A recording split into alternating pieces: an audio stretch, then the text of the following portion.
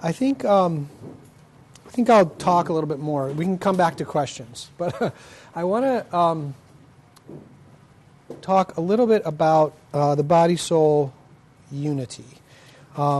If you look on page 3 of the handout with the quotes, the third one under St. Augustine, it's just a simple sentence.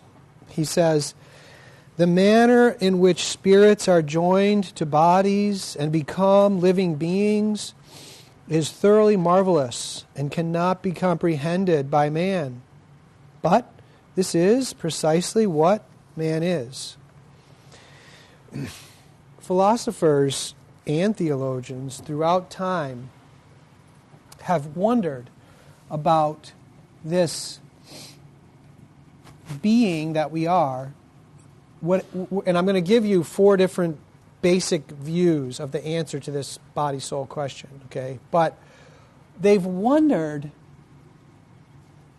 it is marvelous that we have thoughts and feelings that aren't physical. In other words, the concept that there's something that's real but not physical, not material, is actually undeniable. If you, I wonder if I have that one. I don't. Augustine has a passage, I think it's in the Confessions. He's talking about himself, and he says, "I used to think that you, O Lord God, were certainly not like us with arms and legs, but you were physical in some sense, because I thought whatever lacked matter lacked a being. But then I realized that the very intellect I'm using to think that thought isn't physical, but it's a great thing." Augustine said that. That's how he sort of came to the realization by pondering his own soul that there are immaterial realities, but they're not three-dimensional. They don't take up space. And if you really think about it, your inner life, that's what Wojtyła likes to talk about, the word subjectivity or interiority. If you think about the inner life of a person, like your thoughts that you're having right now, or your feelings or your decisions, and sometimes at the beginning of Love and Responsibility, Wojtyła makes these distinctions between ways in which we use the word object and subject. Like object can be a thing. Object can be used in a means end, like we said before. If you reduce someone to an object and you're using them as a means to an end, that's a different meaning. It's a moral meaning of object, different from when we say an object as a thing. But we also use the word object when we want to talk about objective truth. So it's funny, we use the same word for 3 totally different things. Same with the word subject. We use the word subject to refer to subjectivism, relativism. We heard about that this morning. But we also use the word subject to refer to the subjectivity of a human being, the inner life of a person. It's almost unfortunate that we use those 2 words. And the reason why Wojtyła makes those distinctions at the beginning of Love and Responsibility is because he says, I'm going to be talking about the subjectivity of persons in this book to get to the truth about human sexuality and love. But know that I don't mean subjectivism. I'm talking about subjectivity. And if you really think about it, the subjectivity of a person is more objective in the last sense of objective than a podium. Love is more real than wood from the point of view of being and value and so forth. So you can ponder the subjectivity of a person to get to reality, objective reality and truth. And that's why he makes those distinctions. Well, this almost uncanny reality that we are, Cardinal Newman writes about this in one of his homilies about the Trinity. I think it's Sermon 19 or something. He writes about how it's a homily about the Trinity. And he says, the Trinity is a mystery, but you shouldn't be surprised that there are things bigger than you can understand, Newman says, because you have that in yourself. The fact that you are a union of spirit and matter. He says, if you see a boat attached to a dock, there's a chain connecting them. But why is your soul Why doesn't your soul just fly out of your body? He says. He says, if angels had never seen us and heard about us, they'd be like, what? You mean rocks can talk? What are you saying? Newman says it. And so he says, you have a mystery in your... And so there's actually two questions. Dr. Seifert, Josef Seifert writes about this in 2 books about the body-soul question, and we have to keep them separate. One is the what question, and one is the how question. And you can explore many of the relationships. We've done some of that already, and I'm going to do a little more now, in a phenomenological way. The relationships between our spiritual bodily union, which is undeniable in the sense that we experience it every day. I'm going to go through some of those. I did one already, sense perception. But the ultimate how of that union remains mysterious to us. Remains mysterious to us. And that mystery of the how question is what has given rise to these 4 basic views. One is materialism. I don't know if that can be shut the rest of the way. Materialism, thank you. So, by the way, another point.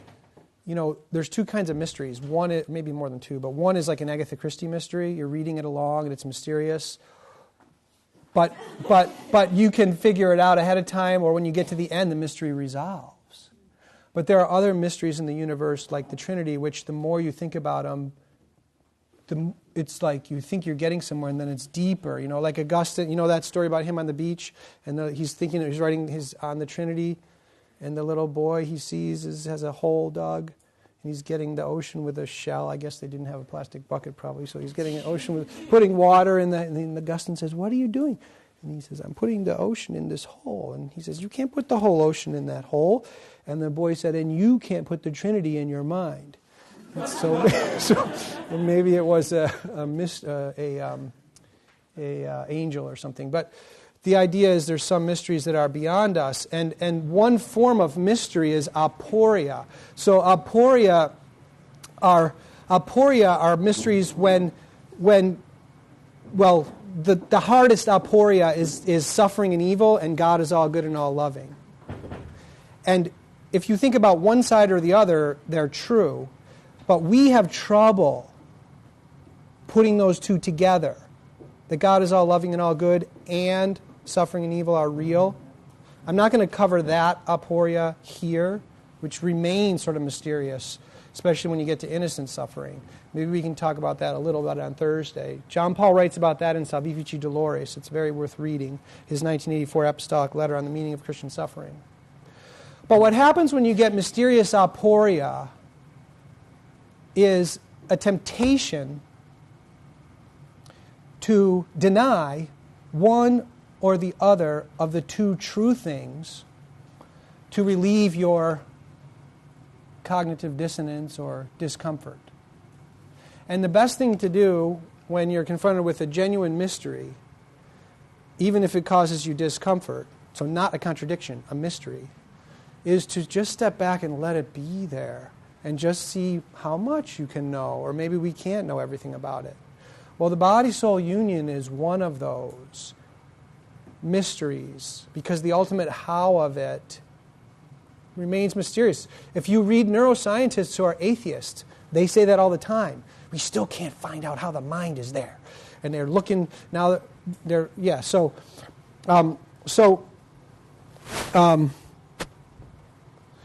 that mystery has caused some people to just say there's no soul.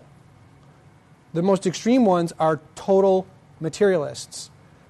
One brain scientist, I think it might have been Sir John Eccles, but I can't remember, bless you. He thought, because you know how you have this unified experience of yourself as one entity, but physical matter is full of parts?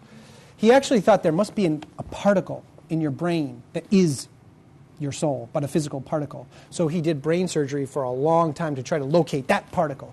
Because the unified experience of yourself, which I would say is your immaterial soul, is so undeniable. He wanted to account for it without denying the unity, so he looked for an unbreakable particle that was your soul. He said he couldn't find one. but he looked. So complete materialists want to deny any immaterial reality whatsoever. Now there's a lesser version of materialism which is called epiphenomenalism. That's what Simius holds in the Phaedo, and that's what I would say most psychology departments, probably in most neuroscientists, except for some of these ones who are waking up to deeper realities that I quoted, are epiphenomenalists. And that means that they admit that there's an immaterial dimension to us. It's sort of impossible to deny it, like thoughts and feelings. But they say that the substance in which, to revert to this morning's lecture, the thoughts and feelings in here and are fully accounted for by is your brain, the hunk of matter in your head. So it logically follows from that view, by the way, that there's no afterlife, because they really think the brain is the cause of your soul. And so if the cause is rotten, it can't be causing it anymore. So there's no afterlife. Okay, so that's epiphenomenalism, and that's the view that you really have. We dealt with that a little bit actually in the discussion in the last period. So you have materialists find different ways to deny the soul because they can't explain the how question. Then you actually have, believe it or not, because there are all the logical possible views are held by people. I think Jean-Paul Sartre held a version of this, that the physical world isn't real, that your soul is the only thing that's real, and it's making you think you have a body with bones. That's the opposite extreme. Because they can't solve the mystery, they deny the mystery. So then the third view, the next two views, the third and the fourth, are two versions of what we can call dualism. Dualism related to the word for the number two. The dualist views grant that there is a soul and a body.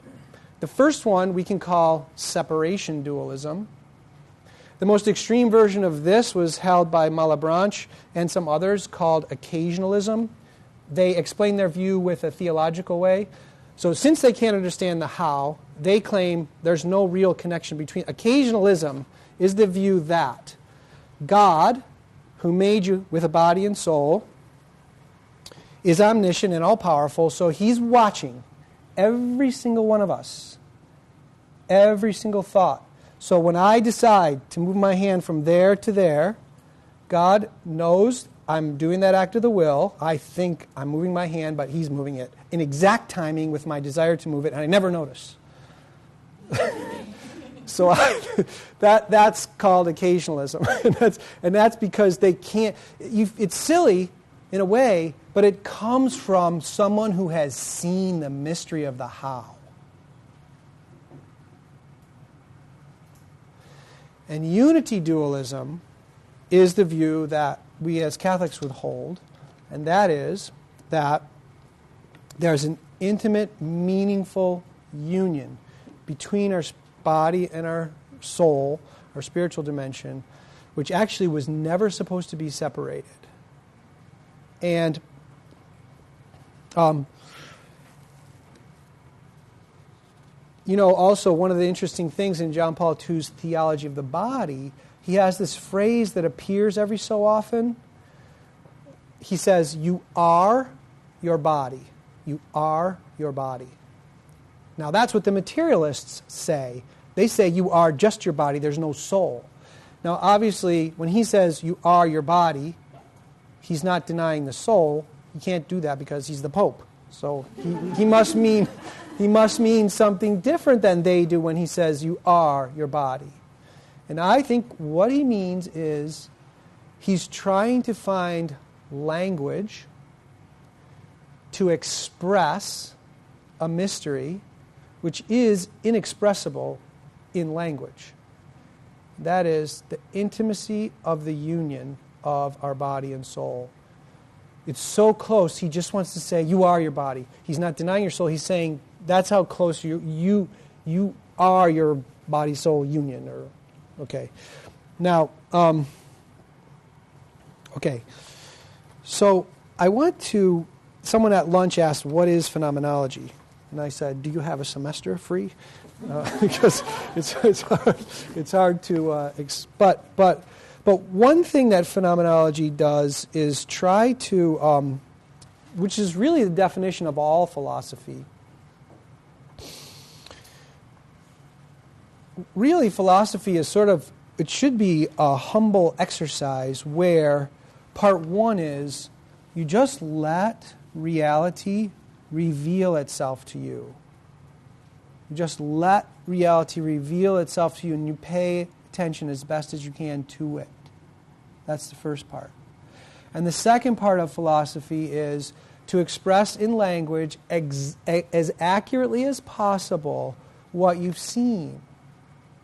So philosophy is really just supposed to be faithfulness to reality. But the reason why it makes it different from, say, a poet or anyone who's just saying, oh, what is that? Is that a philosopher adds that part of trying to articulate it. And that articulation in books or articles, even Augustine talks about this. A book,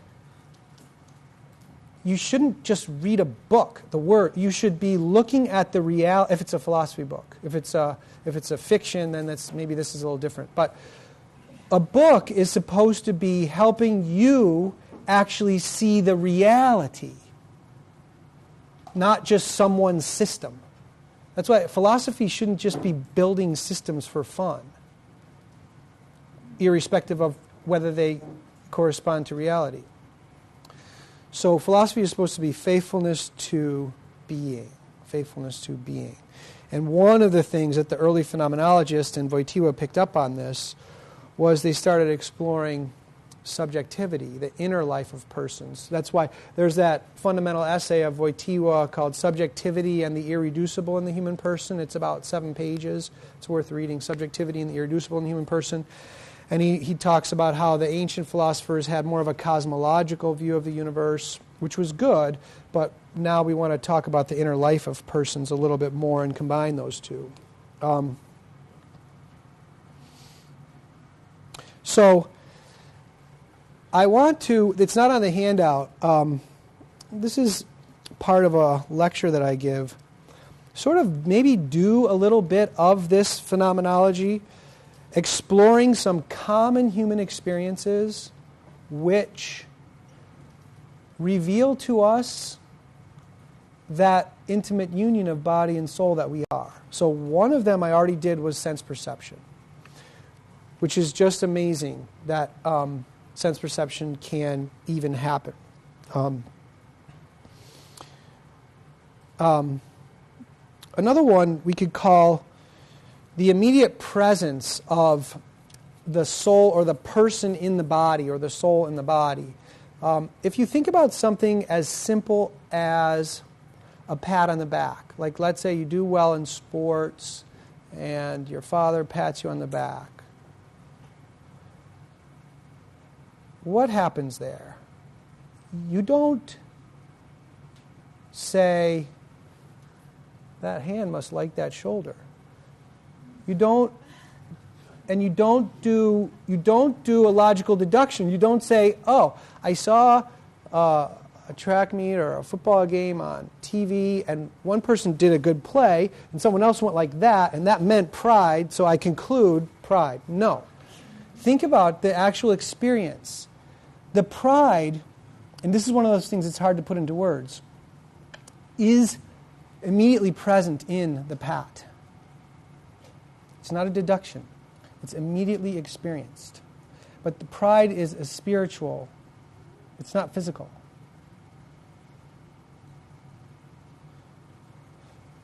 That immediacy reveals this intimacy a little bit from a common human experience of the body-soul unity that we are.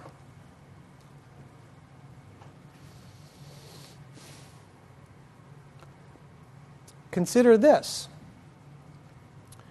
This is a distinction, the terminology for this distinction, and there's a nice article about it, is by a philosopher named Damien Federica, and he distinguishes between what he calls instrumental bodily acts and embodying acts. So an instrumental bodily act is something like cutting bread. It's a bodily act that is just a means to getting some goal accomplished.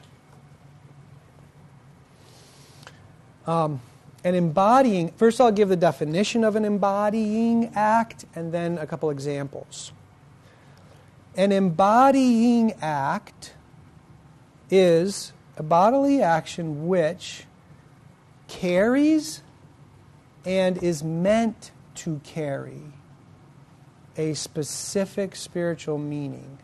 An embodying act is a bodily action which carries and is meant to carry a specific spiritual meaning. So, a simple example, a kiss on the cheek. If you wanted to pick a word for the spiritual meaning which is carried in a kiss on the cheek, the word would be something like tender affection, which is also immediately experienced, like the pat on the back. Now, since I was talking about Judas before, how did Judas betray Jesus? With a kiss on the cheek. And Jesus says, "Friend, you betray me with a kiss." I sometimes think that friend could mean that a kiss on the cheek, if there's an embodying act, like a kiss on the cheek, which has a meaning that is its meaning, and you vacate that meaning from it, it's a violation of the kiss on the cheek and the person. It instrumentalizes the person.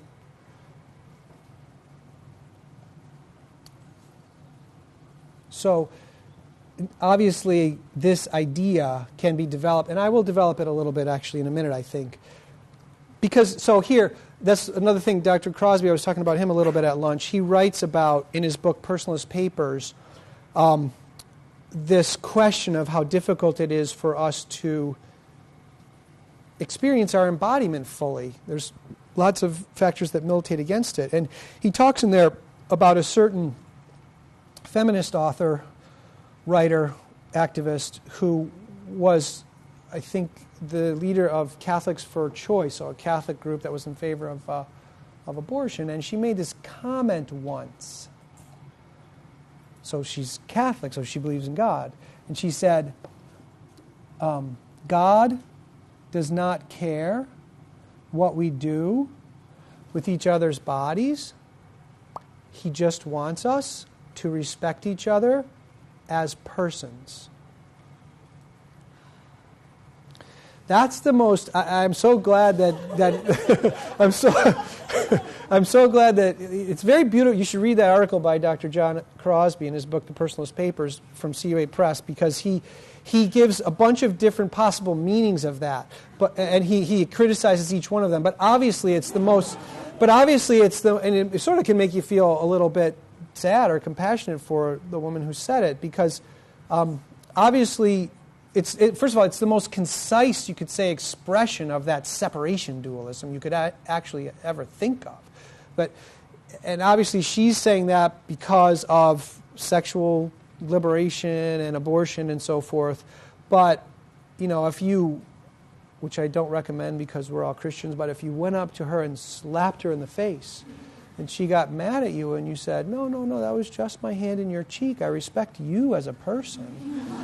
It wouldn't, so that it would, or if you gave her, which I do recommend, a consoling hug and she felt consoled, that would be good. And that hug is physical. So you see there that there's no way she really believes that. You can't, because of the intimate union of our body and soul. Okay, here's another one. Think about human expression. This is amazing. This one, and Edith Stein writes about empathy. I'm going to talk about it in a minute, and Seifert writes about some of these. I'm drawing on a bunch of different phenomenologists and just giving you some encapsulated examples. So, human expression is also utterly amazing and almost miraculous. Like that was one story that my professor said, Seifert said in class, that his grandfather or somebody was looking at a picture of Hitler back in the day, like the 30s or something, but the grandfather had Alzheimer's. He didn't know who it was. And he was just sort of staring at it, he said, and the old man blurted out, "A vulgar visage." But he didn't know who it was.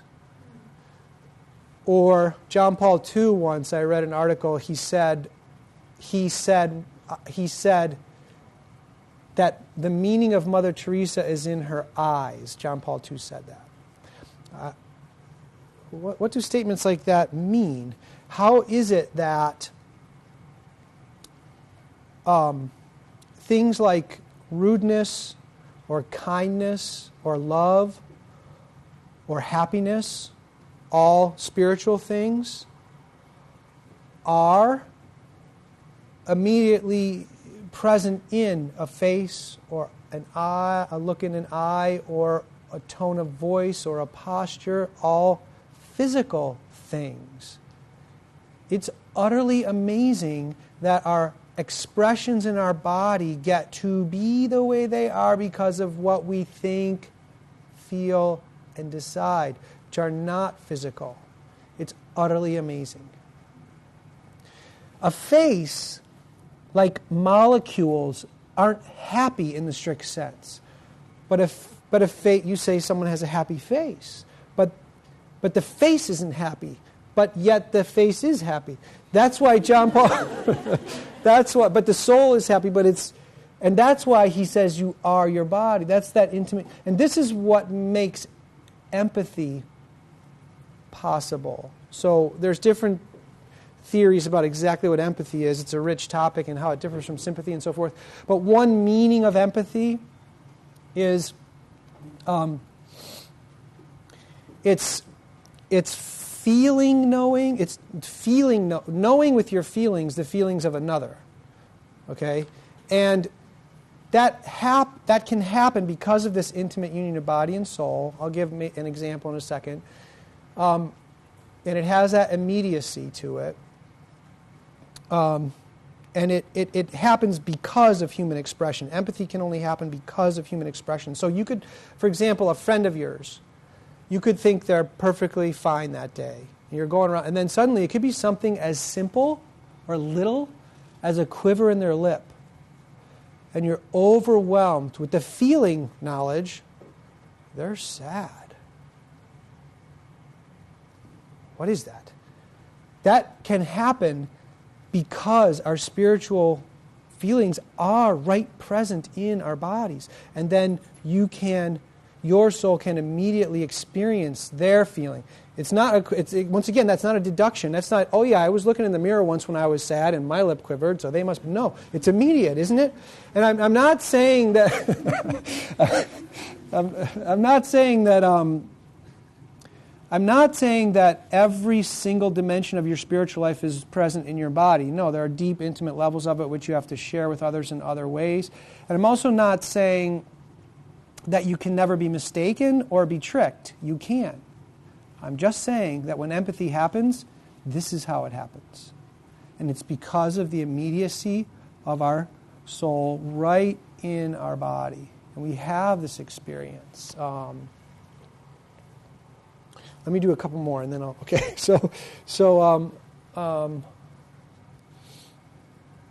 it's also interesting to, with respect to embodying acts and human expression, to consider the middle ranges.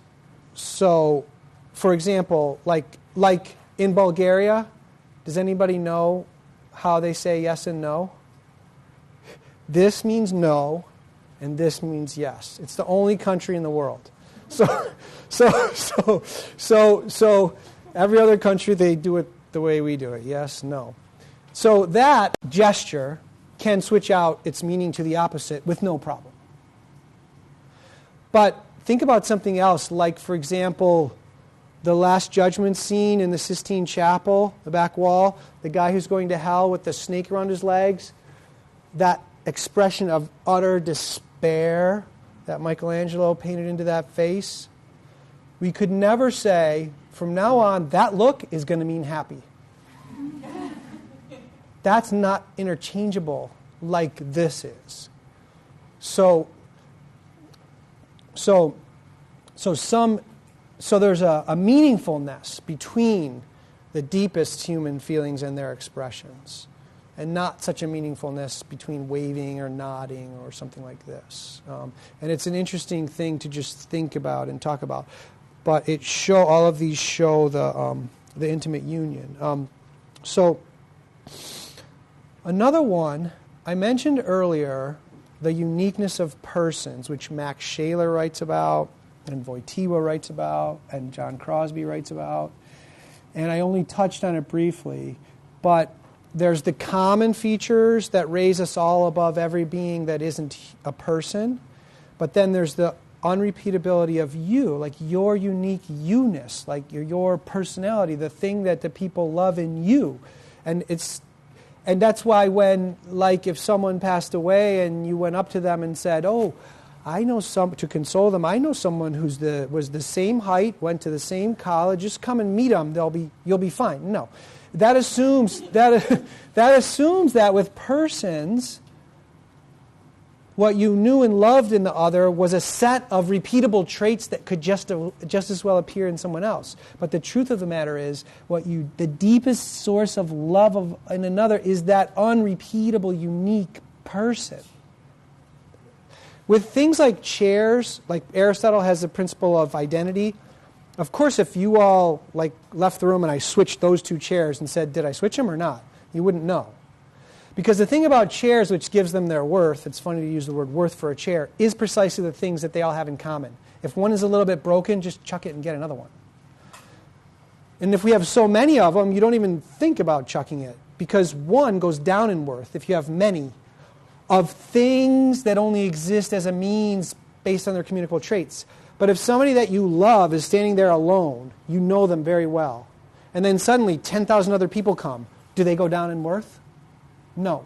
And it's not your love making them have that worth.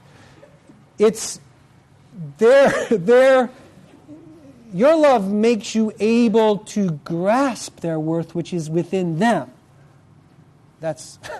And it inspired your love. And then your love has this cognitive ability to deepen your knowledge of that person. So persons don't go down in worth.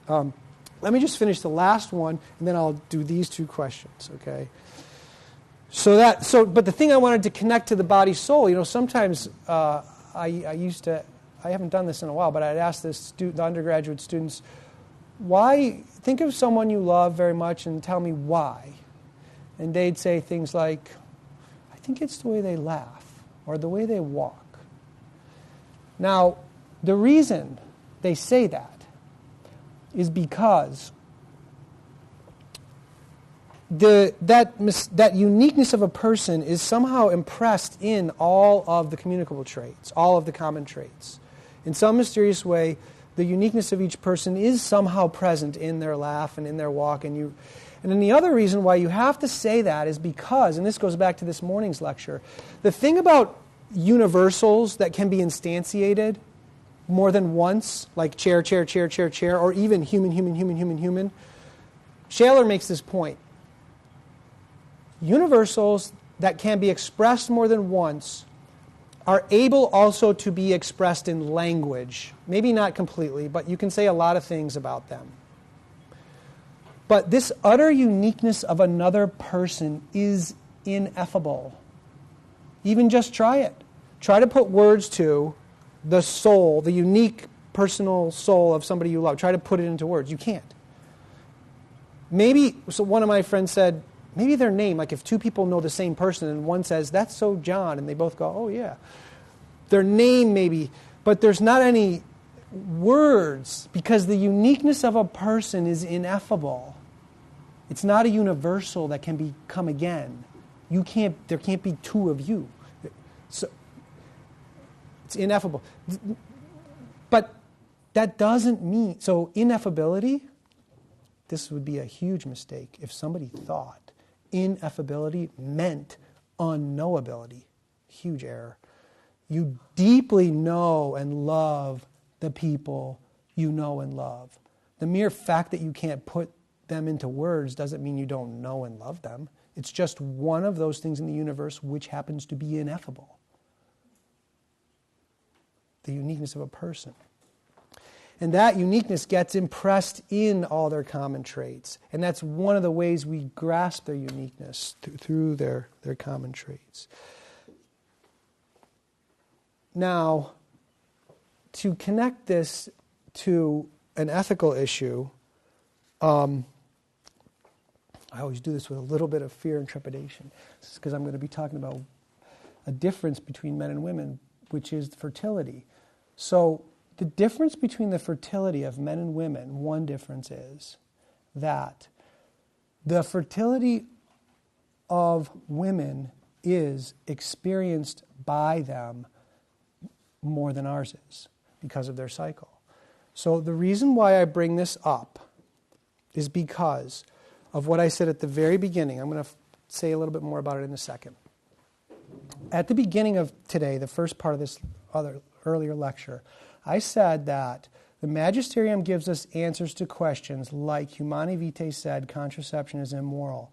And then the magisterium asks us to think deeply and come up with explanations based on anthropology. Now, we have lots of great explanations now since 1968 because there's been so many studies on this whole question, from medical and health issues and family and relationship issues. But if you think about the 5 or 6 things I just did that get you to get a sense of the intimate union of your own body and soul, you can add fertility to that. I think a little more so with women than men, as an experience because of the cycle and how it affects the whole body and spiritual makeup in various ways. It's another one of those experiential senses in which the body-soul unity is known to some degree. Now this can become a powerful argument against contraception, because if a man says to his fiancée or wife something like, you know, or let's do the positive one first. If he says, I want to know everything about you, including your cycle, and I want us to live our marriage in tune with that because I love you. If he says that, that woman is going to experience at some deep level of her being, because of the body-soul unity that she is, a profound affirmation of her very being. But if he says, you know what, and even if he doesn't use these words, asking for sterilization or the pill or something is these words. If he says, you know what, your fertility is annoying me, could we please delete it? That's going to be experienced because of the ontological being as the opposite of affirmation, as a kind of fundamental rejection of the very body-soul unity. And so if our embodiment, that one of the problems of our culture is we have, like that lady said, separated our bodies and our souls. We need to, that's one of the whole reasons of theology of the body, is trying to show us that. And so there has to be like an ethos of embodiment and restored for people to really experientially know why contraception, for example, is a violation of love. Love. All right.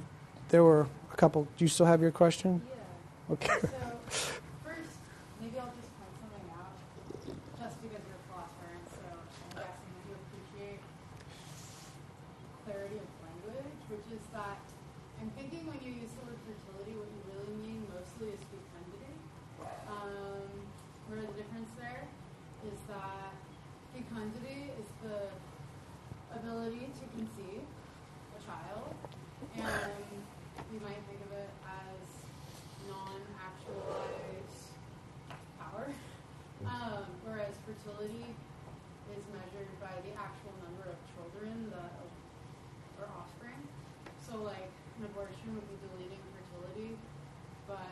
contraceptives would be believing fecundity. Anyway, sorry, that was a tangent. So, about the empathy piece. Which piece? The empathy piece. Oh, talked yeah. about as evidence of like the presence right there of the soul, that I can see your quivering lip and immediately feel sadness within me. Mm-hmm. So what of like people with autism who Oh. don't readily interpret the Yeah, and that came up earlier today when someone asked about if we root dignity in the rational nature, then what about people who have cognitive disabilities and so forth? On your first question, I'd have to think about more the terminological distinction that you made, but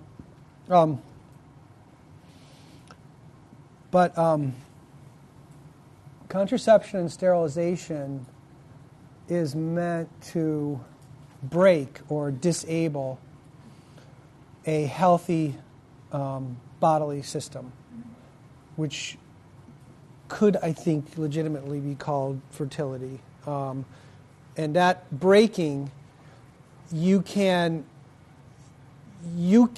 make all sorts of arguments why it's wrong. There's new natural law arguments, there's biological arguments, which are sometimes weak, there's theological arguments that are strong, and then I tried to just make a personalistic argument to add into the mix. Now, with the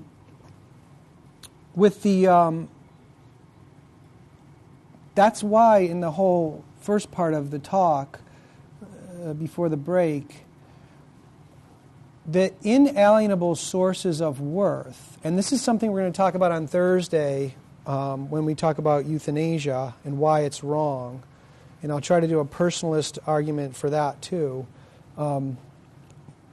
rooted in the idea that vulnerable people are, the Catechism has a line that says the sick, and I don't know if it says the sick and the dying, but it says the sick and the infirmed and the vulnerable need more attention and care. I'm paraphrasing. And the reason why it says that is not because the sick are actually worth more than the healthy. It's because there's a temptation always in the healthy to think that the sick are worth less than the healthy. And they aren't. And that is why, and this takes a lot of philosophical work, you have to show that the inalienable sources of worth, some of which I mentioned, like the soul, the body-soul unity, the unique personality, and I would also say the three faculties, intellect, will, and effective power, never leave you. Consciousness leaves you. And so if consciousness leaves you, then you can't listen to this lecture. But your soul is still there. I would say your personality is still there. The three powers are still there. Your body and soul are still unified. And so that person needs to be surrounded with love and care. Now, the people on the other side will say, that's crazy. If their consciousness is gone, they're gone or something. But that's the disagreement.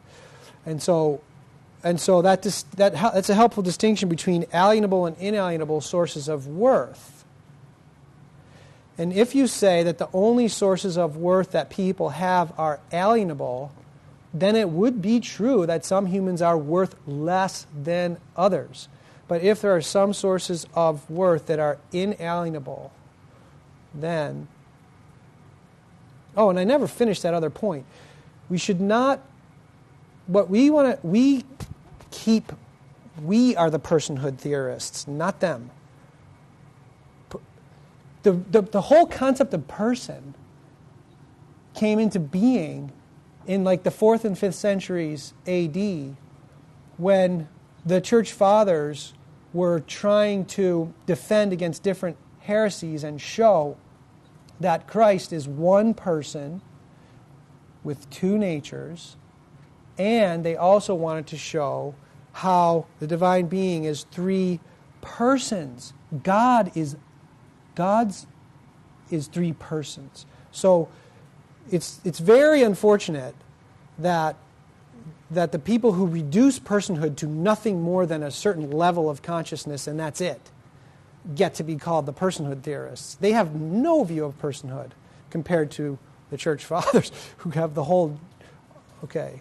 And that okay.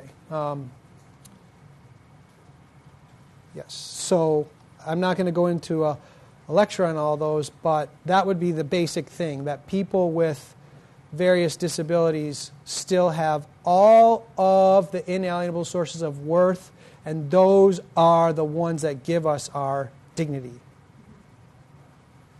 Okay, do you still have your question?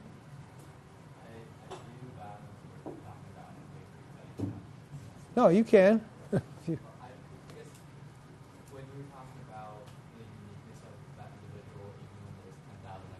Yeah. Can you just speak up a little? Sorry. I think about like human beings picking their favorite objects. Like Oh, yeah. Right. Linus's blanket. So that's you really might. So I want to. There's another book by who was my professor named Dr. Crosby called The Selfhood of the Human Person, and he has a chapter in there called Incommunicability. And I wrote an article about this too. I think you all have our emails.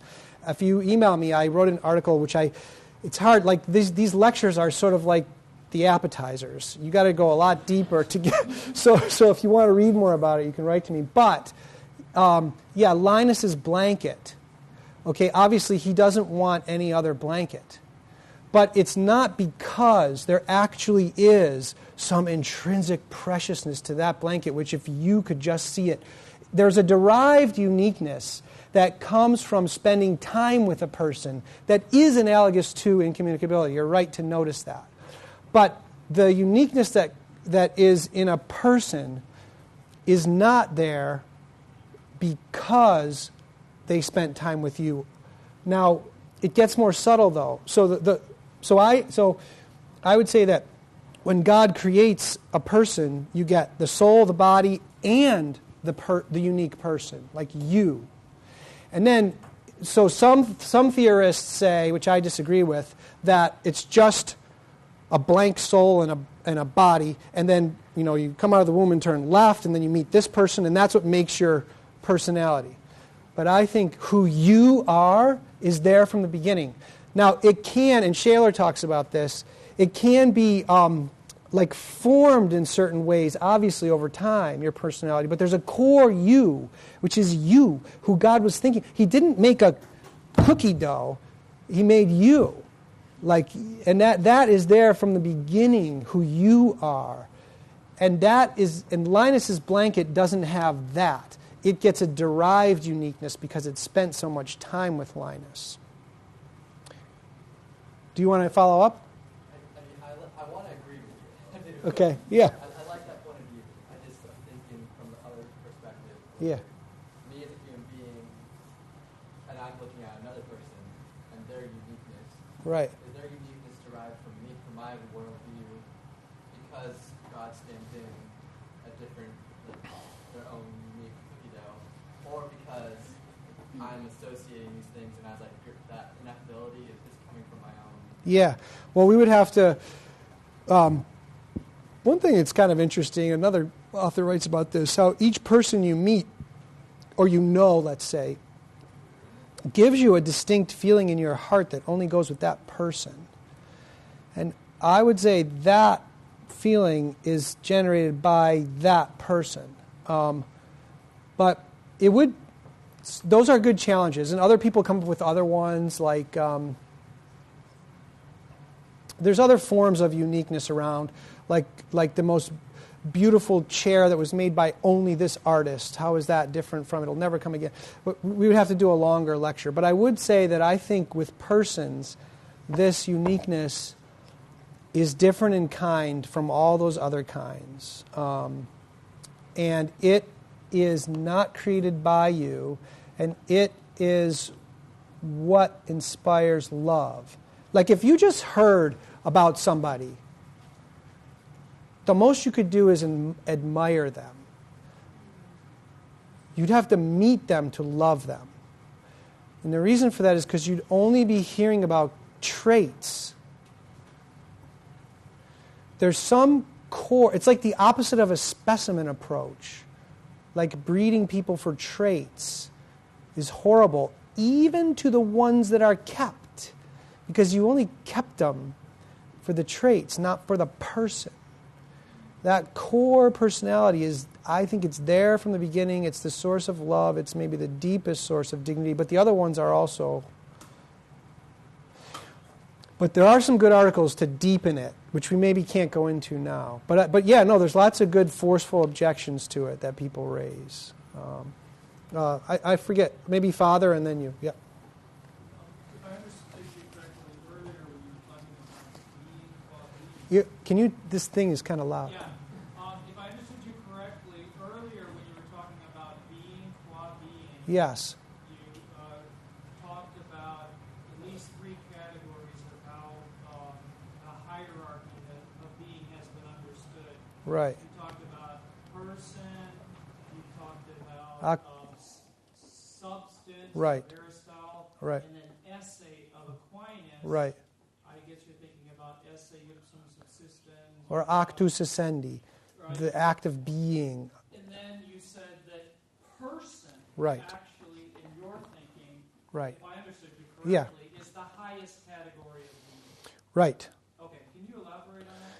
Well, I think, and there are some also, if you want to read more about it, I can also send you some good things to read. But I do think, and I come from this like personalist philosophy, realist phenomenology, personalist philosophy, and yes, I think that, like, so Aristotle and Plato are wondering, what is being in the most proper sense?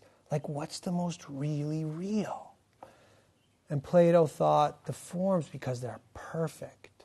And you know the painting by Raphael, the Raphael stanza? They're walking, Aristotle and Plato.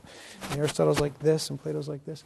And the forms being, and Aristotle said substance, which we heard about, because it's the most concrete inner core of being, substance.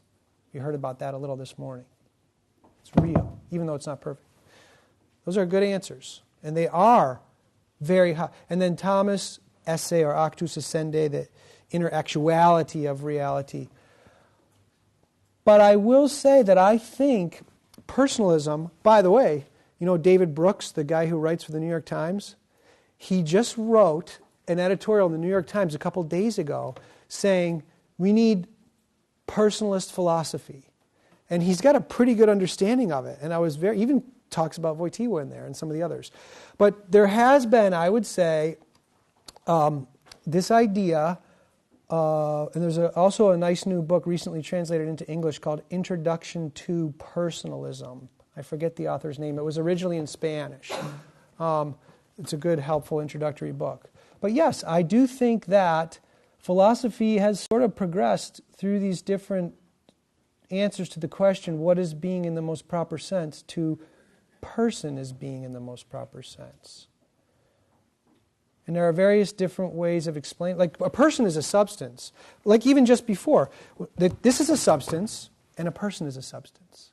But even if you just want to think of Aristotle's 7, like he's got 7 different ways to explain the relationship between what substance is. And I said the podium has accidents like smoothness, but it doesn't know it, right? But you're living your thinking in. So if you think about the relationship between a personal substance and its, I don't even want to use thought or virtue. I don't even want to use the word accident for it. But let's say a virtue is an accident in the sense that you can't just have a virtue, a real floating by the window. It has to be a person who's virtuous. So in that sense, it's an accident. But the virtue of a person does not inhere in a person the way the shape of a rectangle inheres in a podium. And so if you can do that with all the points of substance and show that a person is a substance in a much more meaningful sense than all other substantial beings. I even have a little. I was going to read you another thing, but I won't. But I explain. It's about 5 pages long, and I think we're running out of time. But I can explain it more deeply. But so the quick answer to your question is yes. I think those are all very, and all those play into it. But yes, I think person, divine person is the highest. You know, all those Parmenides and even Aristotle, they got to the idea of a perfect being, but it wasn't a person. So you have this like sphere, Parmenides' sphere, and you can't even explain why there would be. That's why Parmenides thought all of this was an illusion. He's actually right. If the divine being is not a person who loves, why would the perfect being create anything else if all it was infinite existence? The only explanation, that's what Maria Federica writes, a beautiful article about this. The only way you can explain contingent being is if love, not essay, is the foundation of reality. And so I think person is divine personhood, and then we are persons. So, yeah. I'm just kind of curious, like, in response to... Maybe just speak up a little. Like, in response to the nature versus nurture argument, especially with, like, child development, kind of like what extent the body could have on the soul, like how much would be considered kind of autonomous from that we get... Yeah, huge. No, actually, I think it was Dr. McNesby who pointed out some recent studies to me of neurologists who are little babies need affection. It's like a new field. And if they don't get it, their brains won't even lay down certain neurons, which will really disrupt their conscious life later. But those sorts of points show the intimate union more between the two, I would say. I don't know if that hits. Do you want to follow up? I guess it's kind of like to what extent, so is it that it exists in your soul, and if you have this environment that it allows that to come out more, for you to express it more? Like when you talk about the pat on the back, there's obviously a physical... Yeah, oh yeah, that was someone... Yes, that's a good question. So and here I'm also, I mean, this is something that I want to try to keep working on. I would say that even my paper was just even less than an appetizer that I read before, because the depths, so those relationships are numerous, like there's tons of them, relationships between the body and the soul. In here, and I hope I didn't sound like a separation dualist. Your question is making me think that I did. But I might have sounded like that because I'm trying to get clear that we are a union of spirit and matter. We are. So when you want to make that clear, you might sound like a separation dualist. But in reality, we're unified deeply. And so what you would need to do, and actually Dr. Seifert did some of this in one of his books, you could make a list of relationships that go from body to soul, like some simple things like drinking alcohol or zapping the subthalamic nucleus. Your body affects your soul. Soul to body, like worrying. Soul causes a hole in your stomach, ulcer. That's the other direction. And then ones that are sort of not direct, like sense perception or the pat, are sort of not directional. And those are just simple examples. We have to get to even more complex ones, like why, like yes. But so that would be a rich field. That's what I'm kind of hoping that would be an interesting thing for neuroscientists to work with philosophers, but to be willing to drop a lot of these books about consciousness and the brain, they just start, on the first page, it's like, we still don't know how the brain causes the mind, but I'm going to try to figure it out. How about doubt that premise?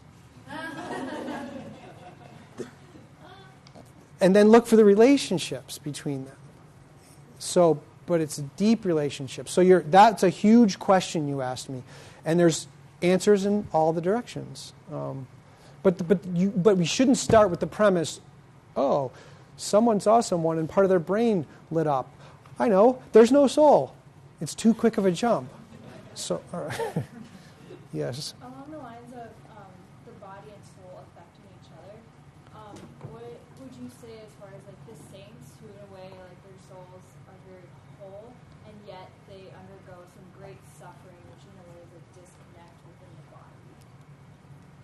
What do you mean? Like, give me an example of a saint, like Teresa of Lisieux or something, of Sure, tuberculosis? Yeah, where like the body is Oh, suffering I and gotta- the soul seems still alive. Oh, yeah, or like Martin, that kid I read about. He had a fully functioning soul. So, yes, there are cases where that would just play into that question. There are some things about our body that get damaged, like parts of our brain, that have more of effect. Like, I guess we would say her brain as a condition for her thinking, like Teresa of Lisieux, was still